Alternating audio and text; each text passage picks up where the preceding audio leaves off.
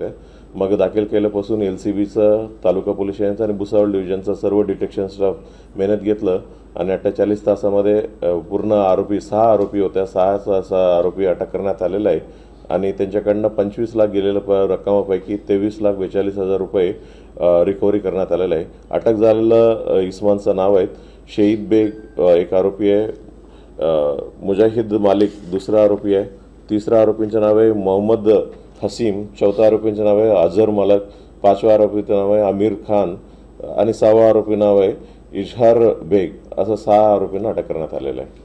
Sir, या आरोपींना जी अटक केली यांची अगोदरची गुन्हेगारी पार्श्वभूमी आहे? एक मुख्य आरोपी आहे जे मेन मास्टरमाइंड आहे शहीद बेग, ह्याच्या विरोधात चोरीचं बुलढाणा जिल्ह्यामध्ये 3 गुन्हे दाखल आहेत आणि एक आमिर खान म्हणून एक रावेरचा आरोपी आहे, त्यांच्या विरोधात 1 गुन्हा रावेर पोलीस स्टेशन जळगावमध्ये दाखल आहे। कोर्टात त्यांना हजर केलं गेलं? त्यांना कोर्टात हजर करण्यात आलेलं आहे आणि त्यांना 3 तारीखपर्यंत आम्हाला पोलीस कस्टडी